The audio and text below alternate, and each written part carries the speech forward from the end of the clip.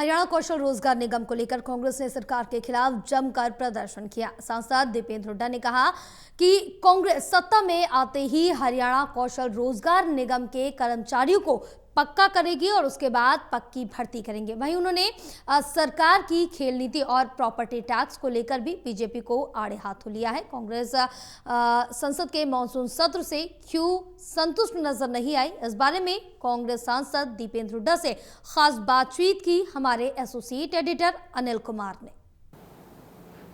कांग्रेस को हरियाणा कौशल रोजगार निगम के खिलाफ क्यों प्रदर्शन करना पड़ा, इस मेरे साथ हैं कांग्रेस सांसद दीपेंद्र हुड्डा। इनसे जानते हैं कि क्यों उन्हें प्रदर्शन करना पड़ा।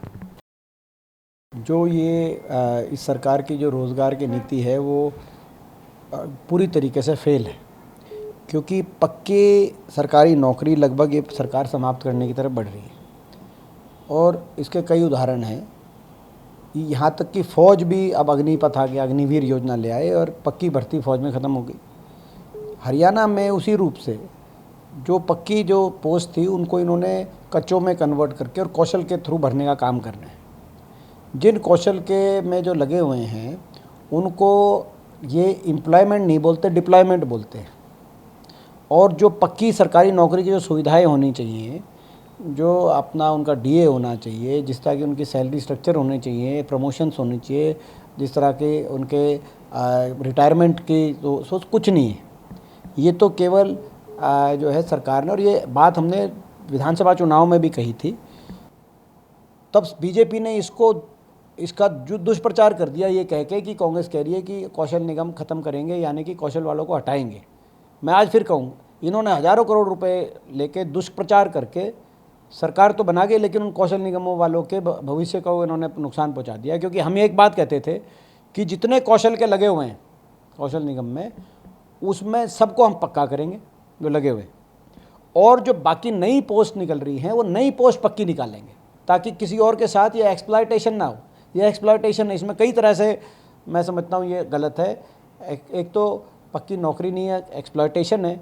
ठेकेदारों को उनको ये जो बच्चे लगे हुए हैं उनको कहीं ना कहीं ऑब्लाइज करना पड़ता है बीच में, और उसके साथ साथ रिजर्वेशन नहीं है। इसमें रिजर्वेशन का कोई प्रावधान नहीं है।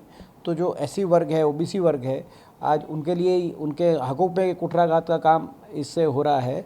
तो ये किसी भी स्टेट में ऐसी पॉलिसी नहीं है। बाकी स्टेट में तो पक्का करने की बात आती है। यहाँ जो पक्की नौकरियां हैं जो निकाली जाती हैं वो रिक्त रह जाती हैं, नॉट फाउंड सूटेबल हो जाती हैं, या बाहर के बच्चे भर लेते हैं और बाकी कौशल निगम में कच्चे कर लो आप। तो ये सही नहीं है। दीपेंद्र जी, आपने हरियाणा कौशल रोजगार निगम को अवैधानिक बताया है, तो आपने ये भी ऐलान किया है कि कांग्रेस सत्ता में आते ही हरियाणा कौशल रोजगार निगम को बंद करेंगे। इसके पीछे क्या कारण है? देखिए, यही मैंने आपको समझाया। ये हमने विधानसभा में भी जो बात कही थी, मगर इसको अधूरी चला दी। कौशल निगम में जो लगे हुए हैं एम्प्लॉइज़, उनको ये दर्शा दिया कि भाई क्योंकि इसको हम बंद करने की बात कर रहे हैं तो इसका मतलब इनको हटाएंगे जो लगे हुए हैं। मैं आज कहना चाहता हूँ कि देखो, हज़ारों करोड़ का आप रुपए का जो है काला धन है बीजेपी के पास, उससे आप दुष्प्रचार तो कर सकते हो, लेकिन सच को झूठ बना तो चुनाव में तो बना सकते हो, लेकिन परमानेंट नहीं बना सकते। सच्चाई ये है कि हमारा स्टैंड ये है कि जितने भी कौशल में लगे हुए हैं सबको हम पक्का करेंगे। पहले परमानेंट गवर्नमेंट जॉब,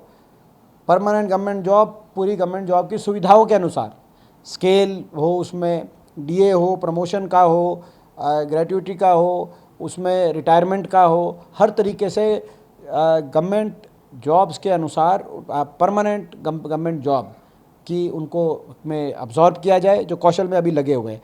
और बंद करने का हमारा अर्थ ये है, नेक्स्ट जो आगे आने वाले समय में जो भर्तियां हैं वो भर्तियां पक्की ही निकाली जाए, ताकि किसी और की एक्सप्लॉयटेशन ना हो।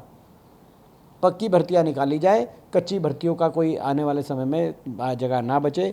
ये हमारी कांग्रेस पार्टी की सोच है और यही हमारी मांग है। हुड्डा जी, आप प्रॉपर्टी टैक्स को लेकर लगातार भाजपा सरकार पर हमलावर हो, क्या कारण है इसके पीछे? देखिए, प्रॉपर्टी टैक्स के नाम पे शहरी जितने भी हमारे नागरिक हैं उन पे बीजेपी बहुत बड़ा बोझ डालने का काम कर रही है। इस पार्टी ने आज बिल्कुल जो मिडिल क्लास है, जो शहरी हमारा वर्ग है और बाकी हर वर्ग को बिल्कुल निचोड़ने का काम किया, क्योंकि अर्थव्यवस्था चौपट होगी। और आप देखो एक के बाद एक अब प्रत्यक्ष और अप्रत्यक्ष रूप से टैक्स लगा का बोझ के नीचे। आज तक देश के इतिहास में, देश के 75 साल के इतिहास में आज तक डीजल कभी इतना महंगा नहीं हुआ जितना इनकी सरकार में, पेट्रोल इतना महंगा नहीं हुआ इनकी सरकार में, रसोई गैस कभी इतनी महंगी नहीं हुई आज तक जितनी इनकी गवर्नमेंट में ये महंगी हुई है। आज टोल पे इतना ज़्यादा, और देश में सबसे ज़्यादा टोल कलेक्शन हरियाणा से हो रहा है। टोल कभी इतना नहीं हुआ जितनी इनकी गवर्नमेंट के अंदर टोल का कलेक्शन आज किया जा रहा है। और उसके ऊपर अब प्रॉपर्टी टैक्स, आप ये देखिए कि हमारी गवर्नमेंट में 100 गज की जो बात आई, एक 100 गज का अगर प्लॉट है तो 50 गज पे 50 पैसे और 50 से 100 तक 1 रुपया, यानी कि 100 गज पे 100 रुपये का टैक्स आज कलेक्टर रेट पे हो गया। तो कलेक्टर रेट पे अगर आप एनसीआर के शहर देखो सारे, तो किसी शहर में वो 6000 पड़ेगा 100 गज पे, किसी शहर में वो 8000 पड़ेगा, किसी में 10,000 भी पड़ेगा। भादुगढ़ जैसे शहर में 6000 है पड़ेगा, तो गुड़गांव जैसे में 10,000 भी पड़ेगा। आप अंदाज़ा लगाओ कि कहाँ 100 रुपये लिए जा रहे थे 100 गज के प्रॉपर्टी टैक्स। तो ये हर चीज़ में ये बीजेपी निचोड़ने पे आ गई आम आदमी को, उसके जेब पे डाका डालने पे आ गई। आप टोल देखो, सबसे ज़्यादा टोल हरियाणा से कलेक्ट हो रहा है। आप जो आज E20 फ्यूल का देखो, वो एक अलग तरीके का टोल है कि भाई वो जो है अपनी गाड़ी भी ख़राब कराओ अपनी, और सबसे महंगा डीजल पेट्रोल भी खरीदो। यहाँ तक कि आपको तो पता ही है कि साउथ एशिया में बाकी जो देश है उनमें सस्ता है डीजल पेट्रोल आज। आप हमारे पड़ोसी मुल्कों की बात करें, मैं नाम नहीं लूँगा किसी का, फिर ये बीजेपी वालों को बड़ी तकलीफ़ हो जाती है, लेकिन उनमें सस्ता है। तो आप कितने विफल आपकी नीतियाँ रही होंगी, विदेश नीति और आर्थिक नीतियाँ, कि आज इतना मिडिल क्लास पे इतना बोझ डल रहा है। और ये प्रॉपर्टी टैक्स ये हम स्वीकार नहीं करेंगे।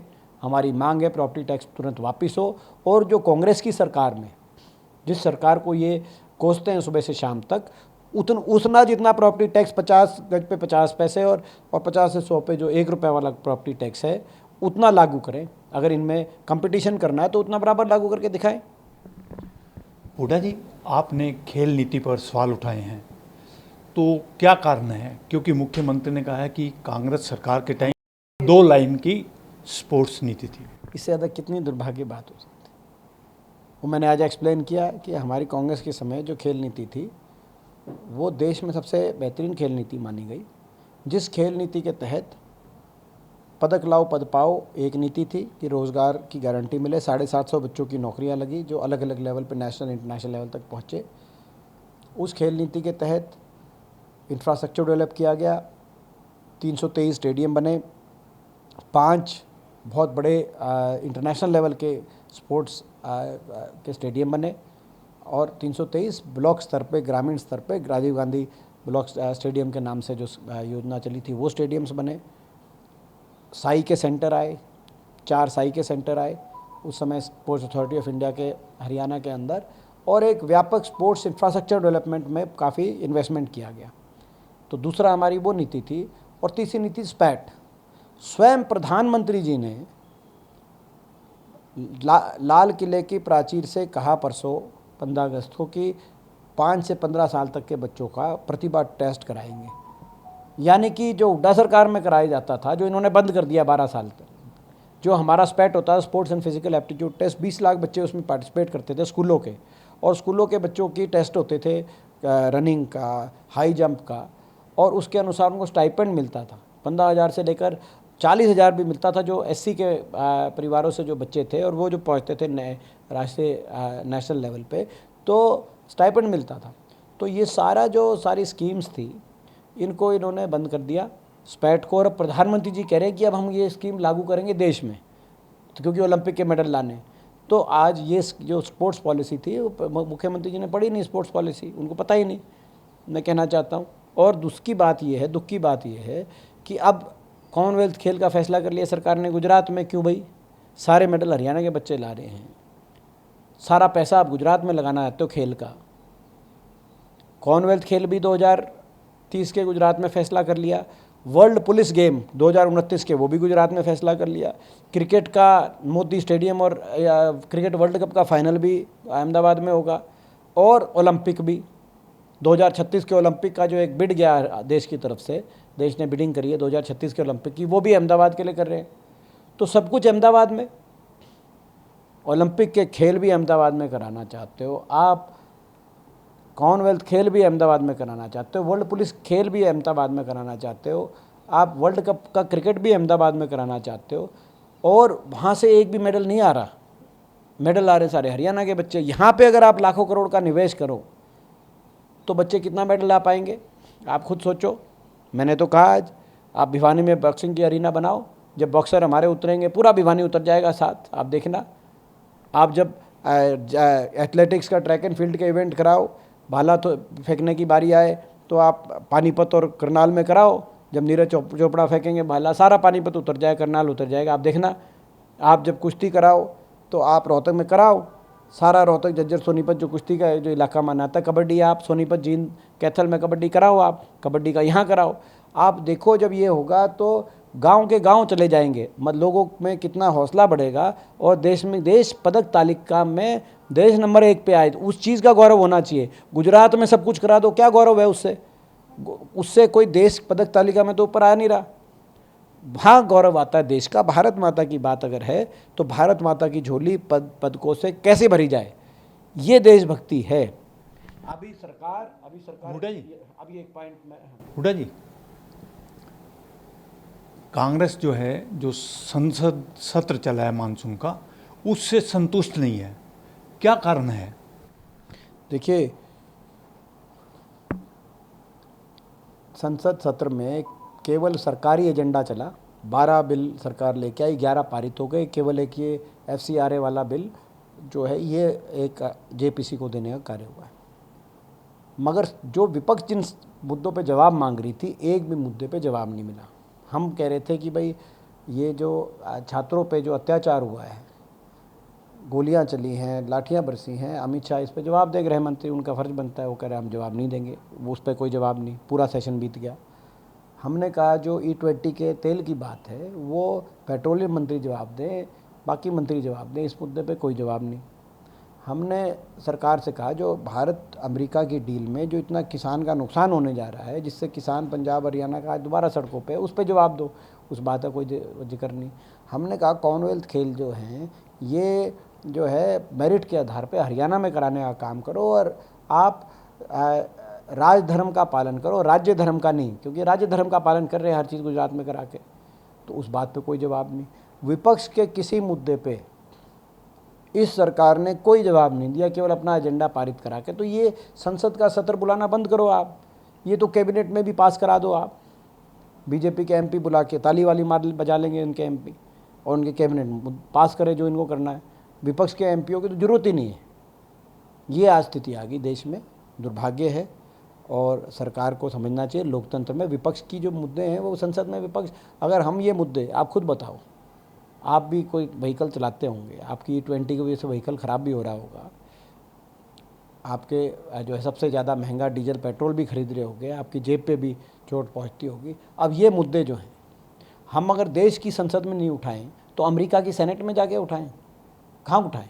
हम चुने हुए प्रतिनिधि हैं, हम अपने देश की लोकतंत्र में देश की संसद में जाएंगे। मगर संसद में जो सरकार विपक्ष की बात ही नहीं सुनना चाहती, केवल अपना अपना एजेंडा पारित कराना चाहती है। इसीलिए संसद सत्र में टकराव रहा, लेकिन फिर भी सरकार ने अपना एजेंडा सारा पास करा लिया। विपक्ष की और देश के लोगों की कोई आवाज़ नहीं सुनेगी।